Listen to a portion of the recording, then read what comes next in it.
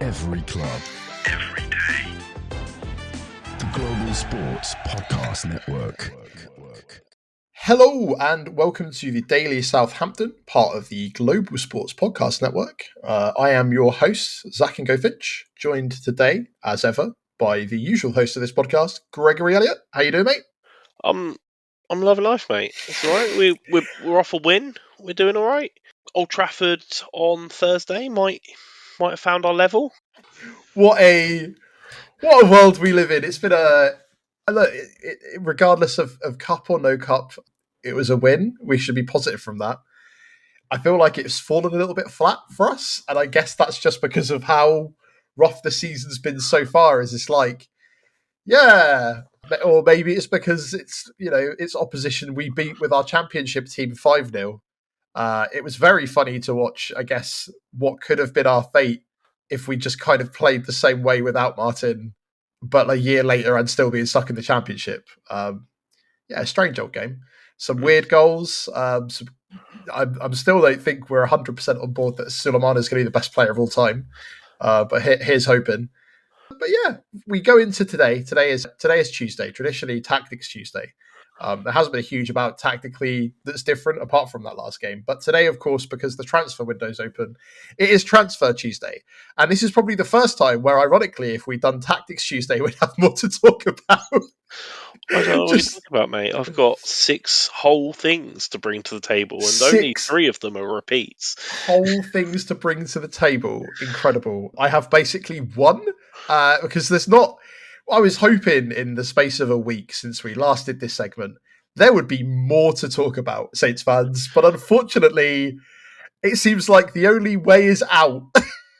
Well, I don't want to ruin my contribution, but I guess, spoiler alert, all 6 of my things are outbound related. Oh, Greg, the one thing that I have that you're unaware of is also outbound. So do we think that meeting with the board and Jurich took place? I think it did, and I'll tell you why. So here's my theories. Like, one of my theories as to why Bella Kotchap wasn't involved yesterday, potentially that. Same with Tall Paul, potentially that. I think that the one that I know you're going to talk about potentially that we both have on our mind all the time is obviously Kyle Walker-Peters and potentially him being offered a new contract. And I think that's because Jurich sat down and said, you want to maybe try and keep your best players, and they've gone, fine, we'll pay a bit more money. So I think that's potentially where it's come from. I'll start with my one and only, and then we can move on to your 6. So the one thing that I heard about is potentially Ryan Manning to Burnley. Strange one, that. Interesting. Yeah, I think originally it came out with they wanted to buy him, and now potentially they want to loan him for the rest of the season. And a lot of people are like, well, I didn't think I'd be saying this at the beginning of the season, but we should absolutely not let Ryan Manning go to Burnley. He's actually really important for us now somehow. That really encapsulates my exact feeling on that. Yeah, you're right. I did not think I would be saying that at the start of the season, but no, I don't really blame anyone either. Like, he's not been... He didn't light the entire game alive when he joined from the Championship. In fact, he was, to be honest, probably one of our biggest scapegoats for when we did bad or didn't win. But he's really sort of hasn't put as many feet wrong as a lot of the other players that we have. So potentially, they either want to buy him or have an option to loan, which, is kind of expected with the Championship sort of being where it is. But yeah, that's pretty much it, Greg. Other than that, the only other thing that I know we're going to talk about is the Kyle Walker-Peters thing that I keep seeing blasted kind of everywhere, and that's because it's that famous transfer agent or whatever his name is, Fabrizio Romano. He tweeted out about the Kyle Walker-Peters situation, and tried to offer him a contract extension, right? Yeah, so I'm of 2 minds. If he takes it, that's really, really good. If he doesn't take it, I don't begrudge him even slightly, which means that he's at least put himself into a good position that way. I've got a slightly different opinion, Zach, where I think that if he signs it, he should be sectioned immediately under the Mental Health Act, because what is he thinking? I don't know. Maybe he's comfortable with his lifestyle and comfortable with his job and doesn't want to leave. And I think that's the bit where some people forget. He is a key player. He gets into pretty much any squad. sometimes players go for more money and then don't get to play football But again. also, right, like he gets to play pretty much every minute of every game here, and if he goes somewhere else, that simply isn't going to be the case. No, we've seen Seen that him with lined our up other with players. West Ham and Leicester, and he'd probably get more game time at Leicester than West Ham, but it's not. It's not They're not like guaranteed. huge upward steps either. Like they're Well, look at some of our other players that have gone on to make those steps, right? Like if they're happy, I'm sure that they're fine with the extra money. Don't get me wrong, but like from a career trajectory point of view, like one of the reasons James Ward-Prowse wanted to leave was because he wanted to get him back in contention of England. Did okay that sort of first half of the season, if I remember rightly, with like West Ham after he joined them, and then obviously all of the like sort of England squad announcements happened, and he wasn't anywhere near any of the teams, and I feel like it's kind of just deflated him a little bit. And now he's warming the bench at Nottingham Forest, who are flying absolutely high. And Danny Ings, who I think that if I remember rightly, there was a lot of reasons why he left, and his falling out with us was very sort of from West Ham to Villa, all that kind of never reached the heights he got scoring for us again. There's more than a few, like it happens, but also at the same time you have a short amount of time to make the most money possible out of your career. It's a job at the end of the day, but I can't begrudge him. And I think I saw the Saints Network were also talking about it. Martin Saunders, like everyone was basically kind of in agreement that like he's put in such a large amount of effort for the club and has not really caused issue when he could have. He's not kicked up a 100%. fuss. Absolutely. Why would I bemoan him moving on to a new job? Like, I wouldn't in the slightest. I wouldn't blame him at all. I'd like to see him stay to the end of the season from a purely footballing perspective because he's still one of our best players. And if he decides that he is comfortable, wants to sign a new contract and stay for another year tearing it up in the Championship, hallelujah, let's do it. I'm there for it. But yeah, I don't see that being the case, and I actually suspect the more I think about it that seeing him go in January for something rather than nothing is probably the more likely outcome, unfortunately. well, look, at least it's nothing like, I don't know if you've seen that TikTok that was doing the round from when Sparky was in charge about them. I think we've spoken about it once or twice before. I can't remember if it Yeah, was on the podcast or not, with the whole like, Vestergaard oh yeah, we kind of hired this bloke called came back off Vestergaard, and holiday and then he was there. yeah, and then like Tadic, who we went and we turned up, and then there was this guy called Elianusi that was apparently going to be better than him, and it's like, yeah, it's kind of where I'm at with us letting people go and people going for free at the end. Is like, I think my point of relating it to that was that the conversation was like Tadic had a gentleman's agreement that if any Champions League clubs came in, he would go, right? Like we don't know what's going on behind the scenes with these players, but all I know is that regardless, like he's put in a significantly better shift for us in the last couple of years than a lot of other players that we have had. So I will 100%. He's take that. consistently one of the hardest working players on the pitch. Correct. So Well, it's just about time for a word from our partners at Zencaster, Greg. See, look, yeah, we can talk a lot about nothing. that's lucky.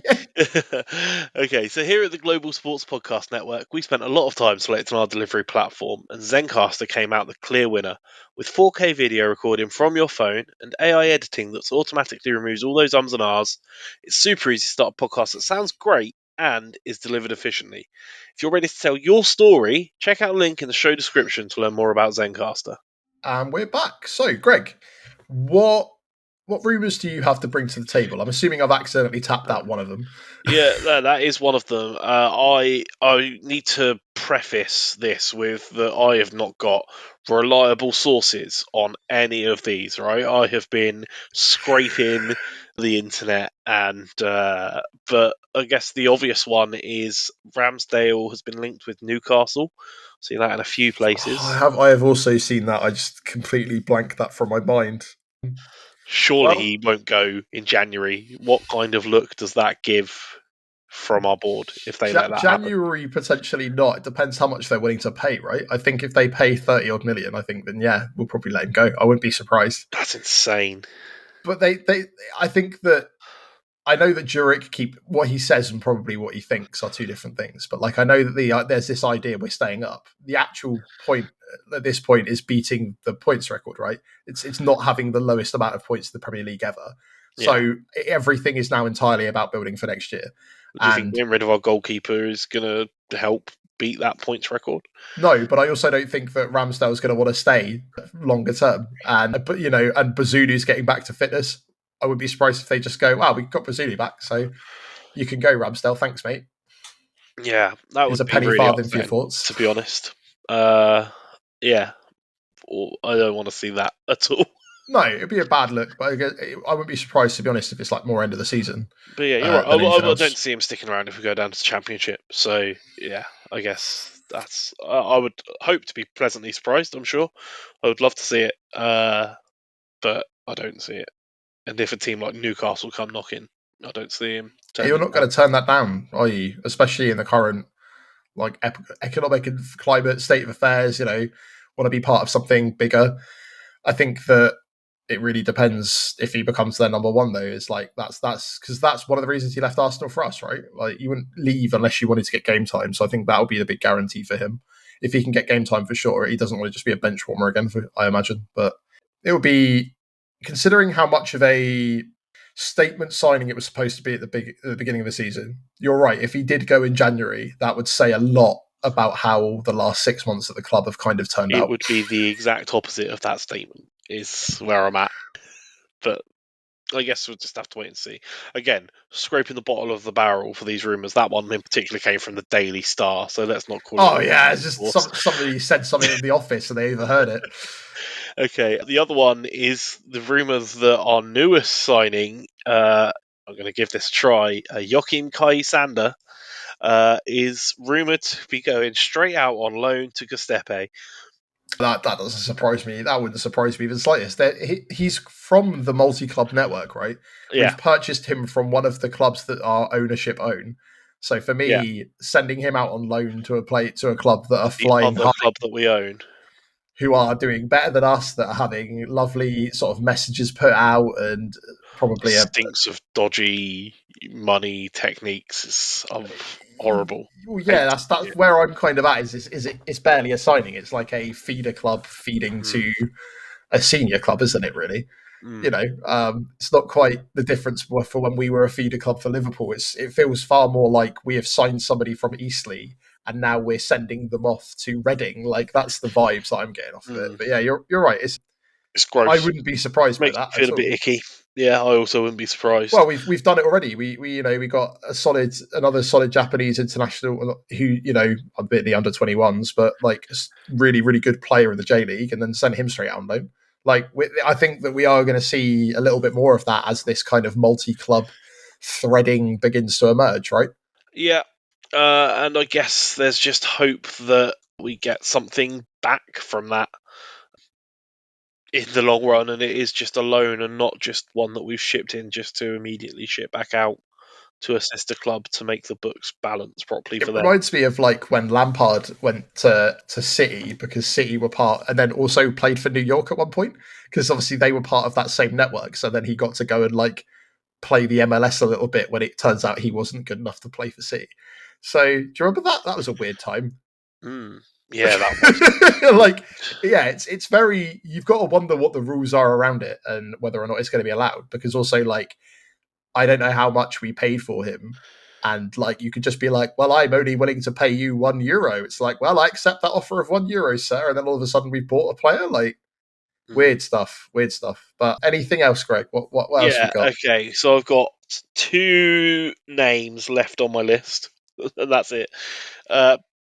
One of which we definitely talked about last week. So Ben Brereton Diaz, supposedly still off out on loan to Sheffield, has come out since our episode last week and said that he won't go on loan anywhere else other than Sheffield. So that says a lot, doesn't it? If he's coming out and saying things like that, that says everything you need to know about where his potential future lies. Really, the only surprise for me on that is why isn't it done then? We've known about this for a week and a half. It's given me the vibes, mate, of when the Ryan Fraser transfer was supposed to happen at the beginning of the window. in July last year, July last year, and then it was kicked down the road right up until the start of the season, and then he was signed like deadline day, right?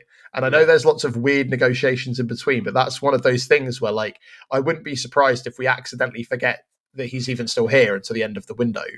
And then all of a sudden, on the 31st of January, it's like, bye. It's like, oh, sorry, I didn't realize you were even here. But like, again, I kind of feel for him. I think that it was a stack transfer that looked like it could have been exciting and just never worked out. And if he goes to Sheffield and starts scoring, they will have a good time, and then potentially we will eventually not make too much of a loss on him. But yeah, what a strange one. Poor Brereton Diaz. I think he probably wants to get back into the Chile squad as well, because he got dropped from that too, and that's got to hurt. Yeah, very much so. Okay, I've got one more name on my list, but it might trigger a decent discussion, so I guess we'll leave it until after a message from our other partners. The Global Sports Podcast Network is changing the face of football podcasting with dedicated daily content for every Premier League team, women's football, fantasy football, and a daily Premier League wrap-up, broadcasted in 5 different languages. This is your one-stop shop for your daily football fix. Find GSPN wherever you find your usual podcasts. What's your last name then, mate? All right, it's a man who could be on the up. We saw an improved performance, probably in my opinion, a man of the match performance against Swansea.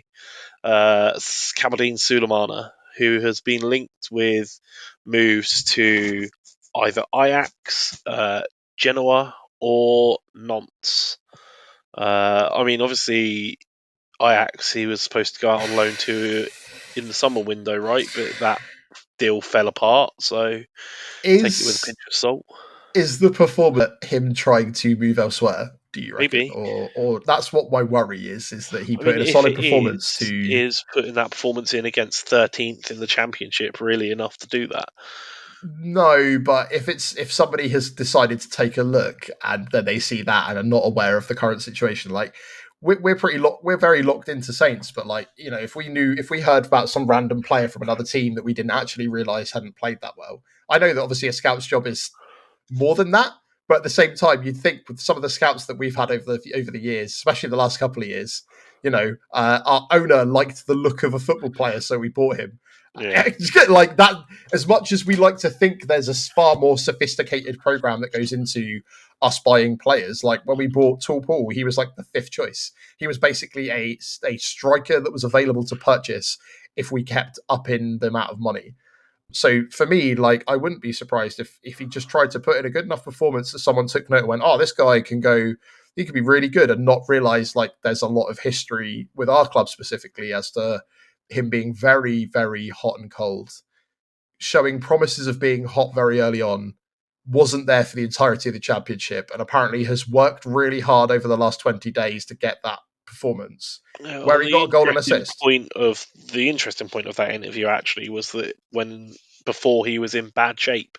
So he was injured for a bit, I guess. So look, I'm here for it. If he wants to go on and score goals for us this season, no one else has. So Yeah, more like power to him. that's where And I'm if at. Like, that's only in an effort to get a move in the summer or in January, so be it. Like if we get what have we got to to the lose? end of the transfer window in February and Sulemana has scored 9 goals, and that's meant that we've got 9 points from these upcoming games against United, Forest, and Newcastle, which is frankly a terrifying series of fixtures, then, mate, more power to him.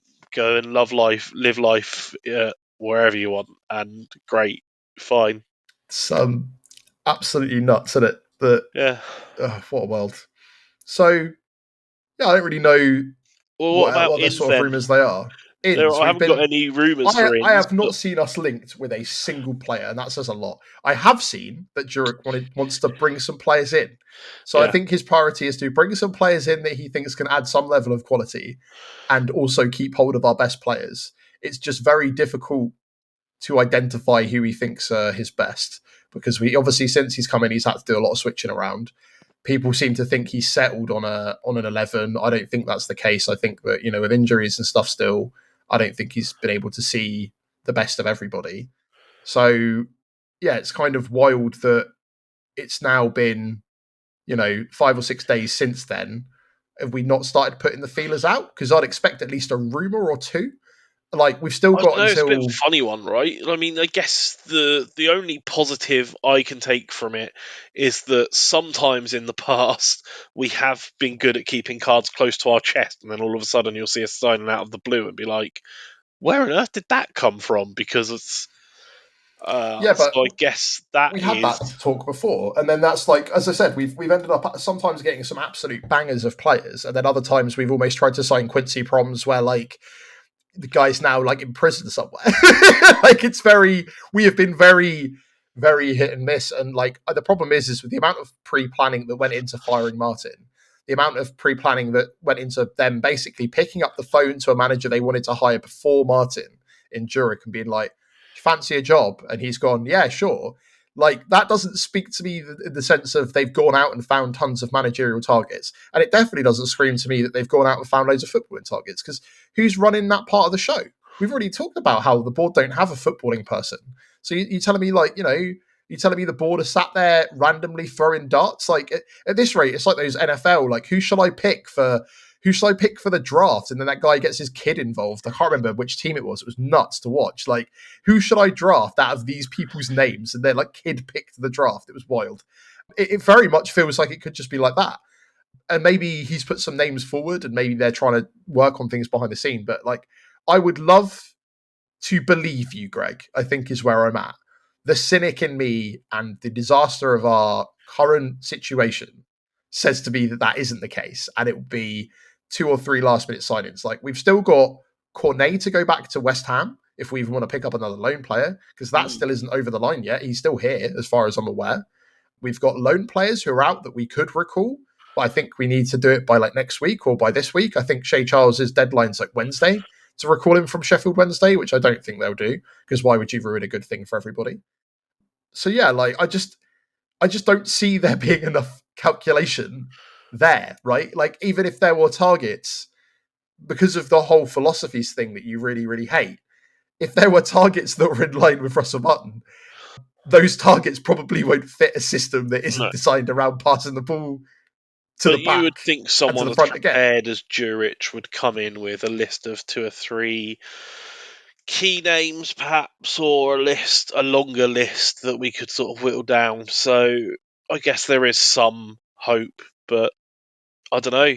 I'm really struggling with it. This transfer window, It's so strange to the see silence nothing. has been deafening. It's so strange to see nothing. Like you go on, like if I read like BBC Sport in the morning, I was catching up with the NFL scores. I was like, oh, I'll switch over to see if we've had any gossip for us today. Obviously, knowing we've got to record this and thinking, well, there must be some more information within the space of a week. And then going on there, it's just absolutely nothing. Like every other club linked with different people. Like, you've even got sort of like Leon is being linked with blah, blah, blah, blah, blah. And you're like, okay, well, we linked with anyone? It's like, Carl Walker Peters is someone that people are looking to sign. I'm like, oh, okay. Ryan Manning to Burnley potentially, right? And I know that they want to trim the squad, but it's very strange for them to. I think you're right. The silence is deafening because to me it shows that they're saying a lot about wanting to keep us up, but fully know we're down and don't want to get anyone else in until they're going to be up for the fight of the championship. Because the other problem we've got is if we go in and get a load of players in sort of a panic, we're going to end up in that situation where we've then got a bunch of players that don't want to play in the championship that are stuck, that we might not be able to move on. And then we end up with a bunch of players on loan for the whole of our championship season, right? A la, Yeah. Tall Pool, Armabella Kotchap, we don't want to have to do this in a cycle every couple of years. But No, that would also, be miserable. what option do we have? Because they seem to have decided that the cycle is now relegation, championship, relegation. And unfortunately, with that comes this issue with player retention. And, as you pointed out, you would want Carl Walker Peters to do some sort of mental health assessment to sign a new contract here. Absolutely, yeah, it would be And crazy. now you're trying to, and now also you're like, it's crazy how we've not been seen any incomings at all. And I'm like, I'm not surprised we haven't well, seen yeah. any incomings. I'm surprised we haven't been linked with trying to get some incomings, to be clear. Like, I understand that it's not necessarily Even the anyone's dream rumor worth. mill knows that it's too much BS to imagine us getting in any players. It will be, if we get anyone in, it will be youth, it will be young people, it will be people that we want to build for the future that might be able to do a job in the Championship next year. But like the only time we did that and it kind of semi-worked was when we raided the entirety of Man City. And that was because we had a director of football who'd worked with Man City. So I don't know if it's the director of football or the guy, I think it was the guy in charge of the scouting network, right? And then he left immediately in the January. So Jason Wilcox became our director of football. No, I think it wasn't Jason Wilcox. There was somebody else, right? There was somebody else that came in and then left I think, to join Chelsea into our Championship season. Oh, I don't know. It was because it was either Brighton or Chelsea. I can't remember exactly. I'm not talking about Wilcox. I know Wilcox, but it's like it's one of those things. We'll just have to see what happens. But it's so strange to go 13 days into a window and still the most credible rumour being Ben Brereton Diaz to leave, which, to be honest, I think Ben Brereton Diaz has wanted since about October. Yeah. Even the thing, one of the things we didn't discuss that's even calmed down is the tall pool noise, supposedly back to Turkey at a number of clubs, but that's kind of quieting down a little bit. So who knows? It's hopefully. I mean, they probably watched him play. Oh, that's so mean, but also accurate. He has not scored for us yet. Yeah. Hopefully, we'll see something by next week. Anything at this point, even outgoings. At least that will give us something that's just not a hypothetical. Because at the moment, we could theoretically end the transfer window with the same players we started with, which I guess is fine. But also, I mean, not for people like Maxwell Cornet, who's just not going to play ever. So. Yeah. What a world. Well, Greg, thank you for joining me as we essentially make stuff up, but at least it's kind of, in my opinion, based off of more fact than most journalists. I had to lower my standards of sources to allow in one from the Daily Star, let me tell you. Look, at the end of the day, one of the few sources we had last time turned out to be correct. And after that, a lot of it is difficult because I don't think that at this rate, even the players know what's going on. So, we are unfortunately just essentially having to kind of go off of scraps. But next week, maybe not. And if it is, we'll just make it fun. We've got lots to happen between now and next week. We've got 2 games to play before then. So. Oh, yeah, we could be even more miserable. By that, I mean, of course, we're going to beat Man U and Nottingham Forest, right? Who are I can't even lie. Right, if you start the season were coming into these 2 fixtures against Man United and Forest, and one of them were 14th and one of them were 2nd. Yeah, you would think it was the other way around, which is very funny. Either way, it will be what it will be. Thank you for joining me, Greg, on a chaotic and breadcrumby transfer Tuesday. We have been the Daily Southampton. We are part of the Global Sports Podcast Network. We are available on all the social medias, X/Twitter, the everything app, Instagram, TikTok, YouTube, Blue Sky. Those are the ones that I can remember we have, potentially others. Obviously, we're available on all podcasting platforms. That's how you're listening to us. If you enjoy, let a friend know or give us a rating. We really, really appreciate that stuff. Thank you for listening to us waffle. We appreciate you very much. We will be back tomorrow with some content. I don't remember exactly what. Probably, hopefully, either a preview or a crossover because of the game that we have on Thursday. We'll let you know either way. Have a lovely day, everyone. Bye-bye. Every club, every day. The Global Sports Podcast Network.